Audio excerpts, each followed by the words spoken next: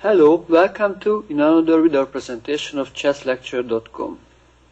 I am Attila Turzo from Hungary, an international master in chess. In this lecture, we will study the bishop c4 variation of the Pirc defense from black's perspective.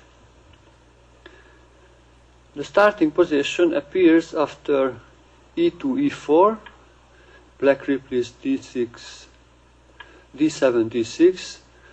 This is the Pirc defense. White plays d2, d4, knight g8, f6, knight b1, c3, defending the e4 pawn, which was attacked by knight f6. And in the third move, black plays g7, g6, and this is the starting position of the Pirc defense. Black's main idea to develop the bishop on g7 and from g7 attack the center from the bishop, also supporting a central attack by the e7 pawn from e7, e5, or sometimes attack the center with c7, c5. And the third idea, which can be played for black, to play c7, c6, and later attack with d6, d5, attack the e4 pawn. In the classical school of chess, the player started to control the center with pawns and pieces right from the beginning, putting the pawns in the center. But in this hyper-modern opening, the Pirc defense, black allows white to get nice pawn structure in the beginning, but after he develops solidly on the king side with knight f6, g7, g6, bishop g7, and then he wants to attack the nice pawn center of the white player. In this position, we would like to study the bishop c4 line. After bishop c4, white would like to play queen e2 and advance the e pawn with e4, e5, and sometimes even to e6, to winning space in the middle. And also, if he plays e4, e5, that can block the black bishop on g7, and this gives positional advantage for white, because his pieces are well placed and can restrict the movement of the black pieces. What should I recommend against the bishop c4 move? I think the best weapon against this to develop first the bishop from f8 to g8, to play bishop g7, and after we should play knight c6 to attack the d4 pawn with the knight and with the bishop, with the combined attack, and we should try to play e7, e5 to get space on the king side and continue the attack against the white center. White will have the possibility to play e4, e5, but if he plays e4, e5, then we would like to go back with the bishop, with the knight to d7, and then go to b6 to attack the light bishop and continue the pressure on the white center pawns on d4 and d5. Let us start to look concrete variations. In this position, there are two main moves for white. One is knight f3 to develop the knight and to plan to play e4, e5, or can play immediately queen e2 with the idea to play e4, e5. First, we look the queen e2 move. White plays queen d1, e2 with the objective of to play e4, e5 immediately to continue the attack. This queen move has a disadvantage, then the d4 pawn is undefended after queen e2. I think the best move is knight c6. We should immediately try to use the disadvantage of the queen move. So knight c6 attacks the d4 pawn, and by this black develops a new minor piece. White can continue with his original plan. White can play e4, e5, allowing black to capture on d4. I think that capture would be maybe too risky, because after knight takes d4, white can sacrifice his queen for 3 minor pieces by e captures f6, and after knight takes e2, pawn takes g7, rook g8, knight g takes e2, rook takes g7, bishop h6, rook g8, and castling long. And white has, I think, very dangerous compensation for the queen, because all of his pieces are developed after rook ag1, and with the minor pieces he may has good attack. Because of this variation, I would recommend to not capture on d4, but to move the knight after e5 to d7, with the idea to attack on the e5 pawn. And we should move later to b6 to make the possibility for the c8 bishop to develop later on. After knight d7, I think the best move for white to develop the knight to f3 to defend the pawn, but also he may try to play immediately for an attack with e6, e5, e6, but this is not that good, because black can capture it with the f pawn, and after f take e6, queen takes e6. Now black has a very nice move. Now queen f7 mate is threatening, because the bishop has the queen, but the d knight can come to e5, defend the f7 square, and also opening the diagonal for the c8 bishop, which attacks the queen. And if the queen goes back to d5, then after e7, e6, the queen is in big trouble, and in the next move black can capture on c4 to get the bishop pair, and then castle short gives an advantage for black because of the open half open f file and his very nicely developed pieces, and the weak d4 pawn, which will be exposed. So better for white to continue the development with knight f3 in this moment. After knight f3, the good move for black to play knight b6, immediately attack the bishop and opening the diagonal for the c8 bishop.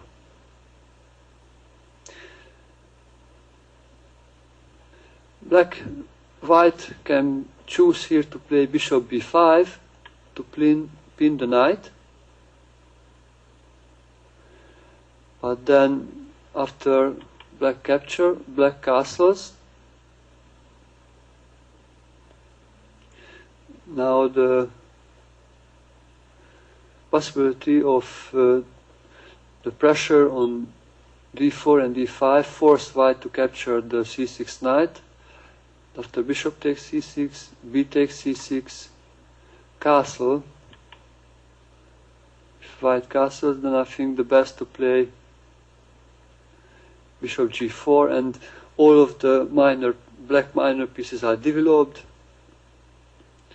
Black has very nice solid position. Later he may play on the b file with the rook, or sometimes he can even try to play f6 or f5 to attack on the king side and to attack the white center. In this position, white can also play bishop b3, which looks logical. The bishop still attack on the f7 pawn. But after bishop b3. Black should castle, with the idea of playing bishop g4, pinning the knight, and then attack would be increased on the d4, e5 pawns.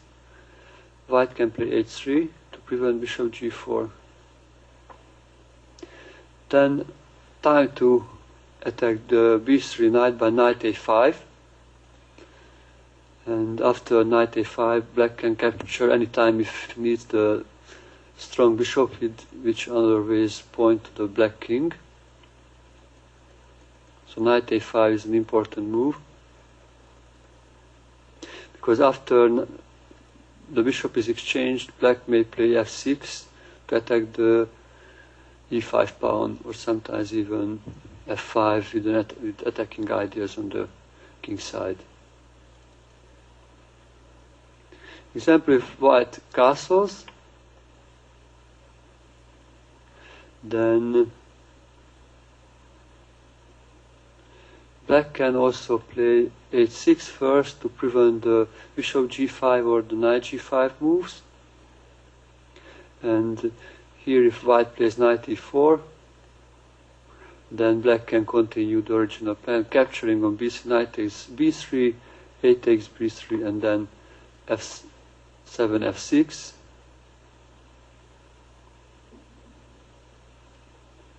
Attacking the e5 pawn. I think this gives enough good counterplay for black. Example, if white wants to win space on the queen side with c2, c4, then black will capture with the f pawn, with the idea to opening of the f file. And if the d takes back on e5, then the knight now looks a little bit badly placed on b6 because the pawns control the squares. Now it's time to go back to d7 to attack the e5 pawn. And now it's time for white to give up the control on the center, or at least he should think what to do, because now e5 is under heavy attack. The h6 pawn also under attack, so this may prevent black's immediate capture. So bishop d2, and then if black captures on e5, then the h6 would be weak, and also the capturing with the pawn is not good, because then those double pawns would be weak after bishop c3, and then the isolated pawns would be a target. So better for black to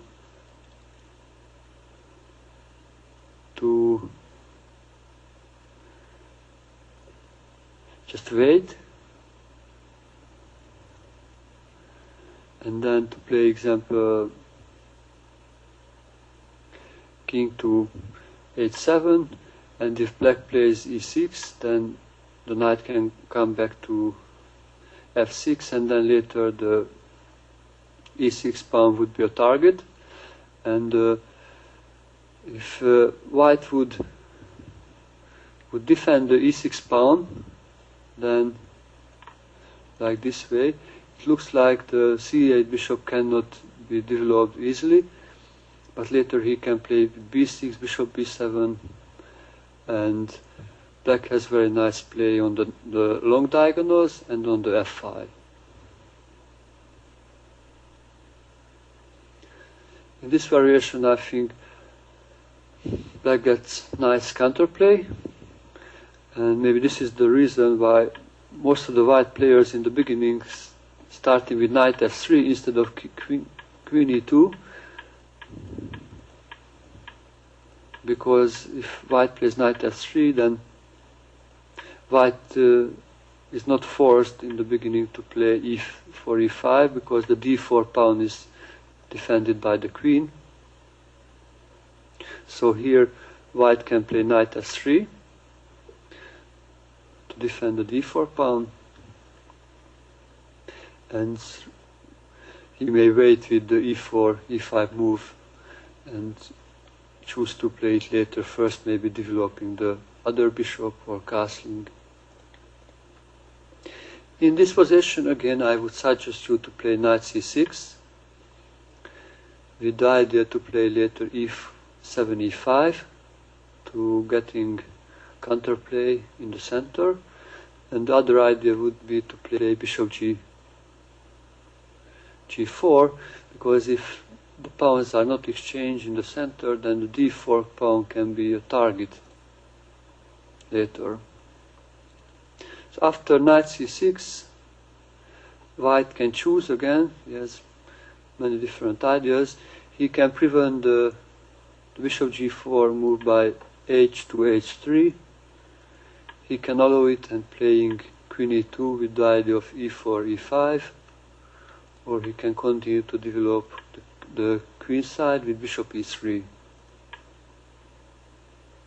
Those are the three main moves. Also, sometimes somebody plays d4, d5, immediate attack against the knight. We will start to look the variations with queen e2. After queen e2, black can continue with the idea of bishop g4, pinning the knight, and threatening with knight takes g4, knight takes d4.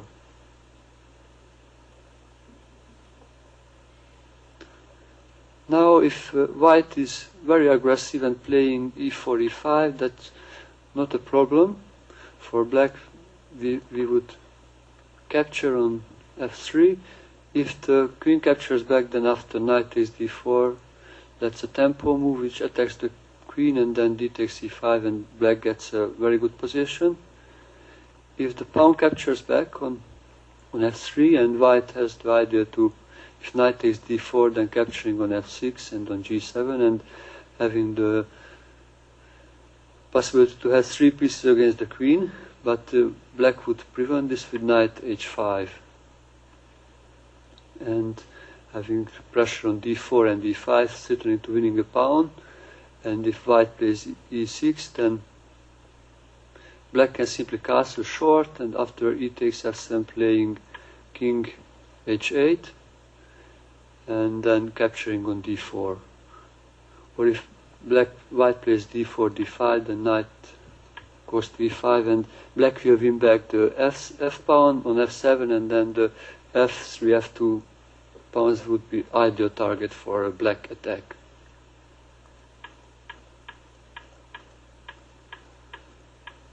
So white will defend the d4 pawn by bishop e3. Then black plays e7, e5, attacking on d4 and getting space. Maybe sometimes queen e7 may come later.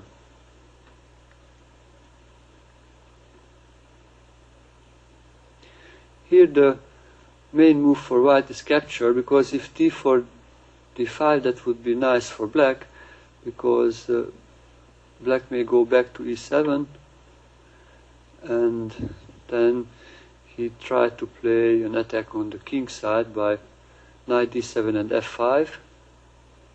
This is one possible plan.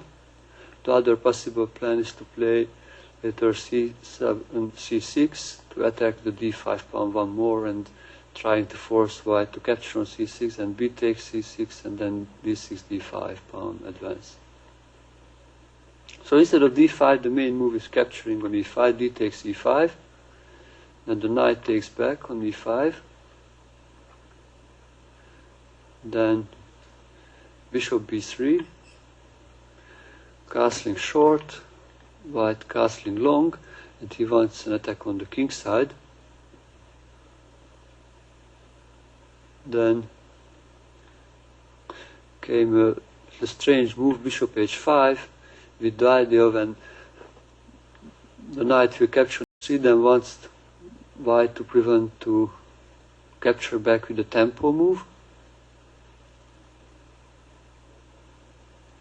And also there is an idea to play maybe knight g4 to attack the bishop. So white play here h3, threatening with g4, capturing the bishop, Then black knight capture f3, g takes f3, and now time for going to the king side with the bishop, with the knight, so knight d7, and also this has the idea of opening the diagonal of the strong bishop, strong dark square bishop, and also knight e5 to attack the f3 pawn. And this one, rook ag1, knight e5, settling on f3, rook g3, just in time defended the f3 pawn. And here comes a strong and important move. Now it's important for black to start a queenside attack, somehow advance the pawns, and also to control the key square in the center. To achieve all of that plans, black can play c7, c6 to controlling d5 square, and later also can b7, b5, a7, e5, and returning to attack with e4 or b4. And also sometimes the queen may develop to a5.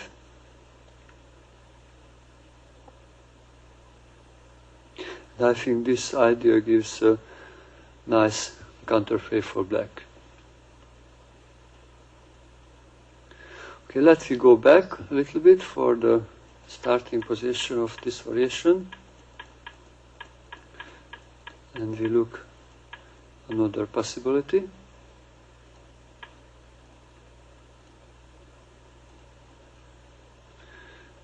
In the sixth move, so after knight c6, we look the queen e2 line. Here also possible to attack the knight with d4, d5. After d5, black has a little strange move, but how we will look, it's a strong move, is to going back from the starting position with the knight. Because the other squares are not so nice.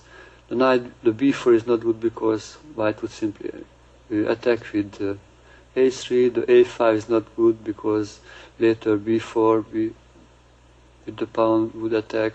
The e5 is not good because controlled by the other knight. So the best move here to play back with knight b8. And now the white center is no more flexible, so white moved one of the pawns. Now black will be the possibility to attack the pawn center easily with c7, c6, and force to exchange one of the pawns. And also is returning to play bishop g4. So in this position white play h3, h2, h3, c7, c6. We tried also to play b7, b5. White plays bishop b3 to prevent that tempo move. And now black can develop his light square bishop on the other diagonal, with starting with b7, b6, and also after bishop b7 it will increase the pressure on d5 and e5 pawn chain. So b6, bishop g5, bishop b7.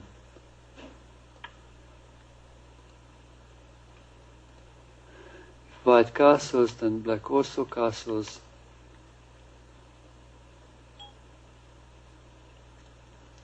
If rook e1 to developing the rooks, then the knight can be developed now to d7. That's very harmonic place because it defends the knight and also controlling c5 and e5 squares.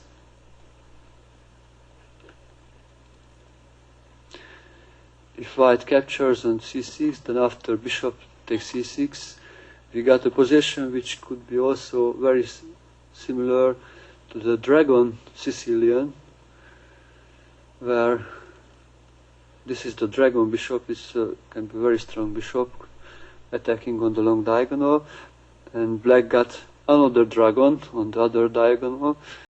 It's attacking all the central squares. And in this position, later black has the idea to have also attack on the half open c5 with the rook, and sometimes advancing the pawns on the queen side. Those ideas gives enough counterplay for black. So this happened after the early d4, d5 move. Let us look another variation.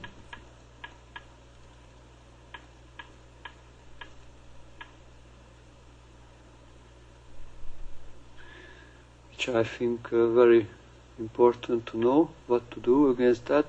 After knight f3, knight c6. Here, white can play immediately h2, h3. Maybe this is the most dangerous line and most logical. It prevents the bishop g4 line,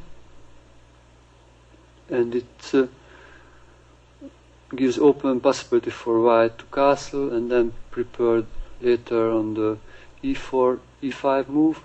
And also white can decide when to play d4, d5. So white waits how black reacts, and then he decides on his plans. Against h3, I think black should continue the development with castling short. And after this move, white can decide to developing with castling, or can play queen e2. After castling, there is a typical method which works. Black can sacrifice the knight by playing knight takes e4, because there is a fork. If the white knight capture back on e4, then d6, d5 wins back the piece, and also after exchange of the pieces, like bishop d3 capturing on e4, capturing back, the d4 pawn would be hanging. So after knight takes d4, black would have a winning position, at least a very good position with the extra pawn. So white cannot go to this line. After knight takes e4, his only move to capturing on f7 with the bishop, sacrificing his own piece to preventing the d5 fork. After bishop take f7, the rook captures back on f7, and this rook will have a very nice future on the half open f5. Knight takes e4. Now black can win space in the center by d6, d5, and also fixing the d4 pawn, which can be a target later. So d6, d5, knight g5 attacks the rook. The rook goes back to f8. Rook e1. Black's plan would be to exchange those pawns sometimes to play e7, e5, because now the e pawn is a backward pawn, can be weak if white can fix it very well, and also can solve the problem of the d4 pawn. But in this position, black can naturally develop his queen to d6, and he can play later with h7, h6, and the g5 knight is in a big trouble. And now black has much better position, because the f3 knight cannot go back to giving way for the other knight, because d4 is hanging. So the g5 knight has no square to move. So this is not so good idea for white to castle immediately. The better move is to play queen e2 to prevent the knight take e4 idea, because then the queen would capture back on e4, and then the d6, d5 is not working, because white would simply capture. After queen e2, again black should play against the d4 pawn. Here would be possibility to play e7, e5, but also black has another option, which we will study in this variation. The move is knight to d7, with the idea to opening the diagonal of the bishop. After knight d7, bishop e3 defends d4, and then the knight again goes to b6 to attack the c4 bishop. Bishop b3, and what's the move now? You remember against this bishop, what blacks do? Black plays knight a5 to attack the bishop. If castling short, then black can create a counterplay against the center by c7, c6, with the idea to play d6, d5 to attack against the e5 pawn.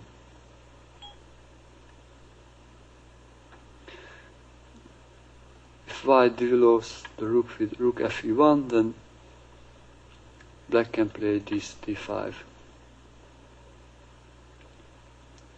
If white plays e5, that can be many times a strong move. We should be very careful, because that restricts the position of the g7 bishop. But in this concrete situation, black can play f7, f6, with the idea of attacking on the e5 pawn, and also later has an interesting attacking idea of g5, g4, and after the exchange pinning the knight and having heavy pressure on e5. And if white capture on f6, then the black simply can capture back, and then he has control on e5.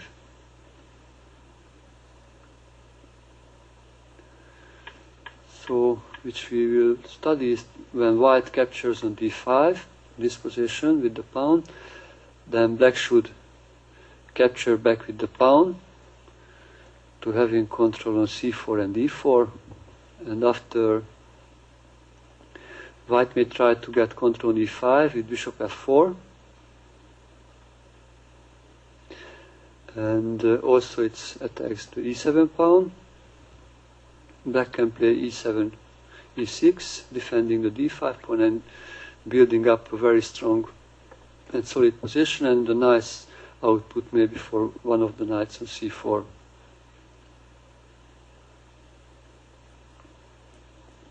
White may try to maneuver his knight to e3 with knight d1, then we go on c4 with the b knight.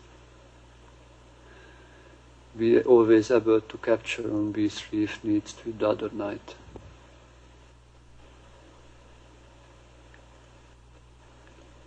I think this position would again give a nice game for black. Later, how to develop this bishop, can develop with d7 and then some pawn storm with b7, b5. Also, black has sometimes the possibility to play bishop d7 and then f6 and g5, and starting their kingside attack, and sometimes even to play the bishop on b7 and bishop b7 to having control on e4 square. So in this variation we looked also, black has some natural and good play, and we have one more line which I would like to show you.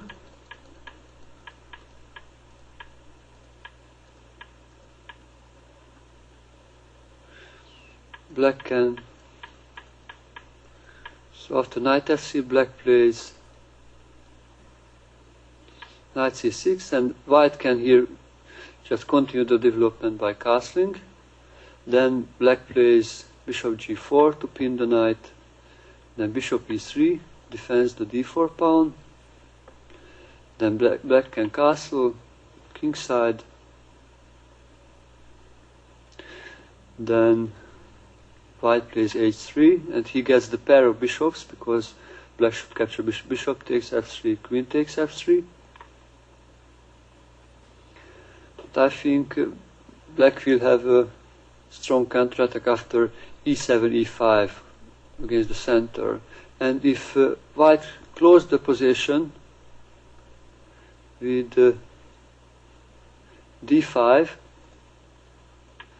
then black would play knight e7 and knight d7, preparing the f7, f5 attack, and the knights are very good in close positions, so this would be a good game for black.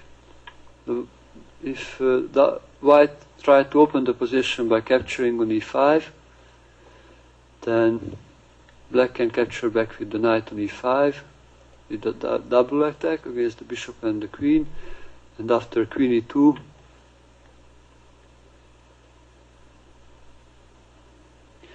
black can capture on e4 with the idea which you already studied of the d6, d5 pin, d6, d5 fork. After knight takes e4, knight takes e4, but first black should capture on c4, queen takes c4, and then d6, d5 gives a good game for black, sorry. So after d6, d5, it gets an equal game because the queen should move back, and after d takes c4, queen takes c4, bishop takes b2, rook b1, the bishop should go back, and then the b7 pawn would be also captured, and that would gives the material equality, and then the position would be equal. So in this lecture, let's make a little conclusion. We studied the variation of bishop c4. After bishop c4, our main idea with black was to play knight c6, attack against the d4 and the e5 squares. If white allowed to play, then black played bishop g4 when it was able to pin the f3 knight. And then later black wanted to play e7, e5 to have an attack against the center and winning space. When white played e4, e5, then the knight went to d7 and then to b6 to attack the other bishop, and that opened also the diagonal for the g7 bishop to attack on the center squares e5 and e4, attacking the white pawns. And one more idea, if white played e4, e5, then many times black wants to play f7, f6 to exchange the pawns and having counterplay on the f5.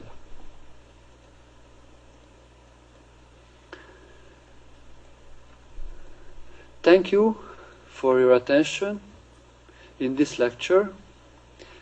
I would like to wish you great success in the Pirc defense, especially against the bishop c4 line. And I would like to invite you to visit other lectures to study the other variations against the Pirc defense. Thank you very much for your attention. Bye-bye.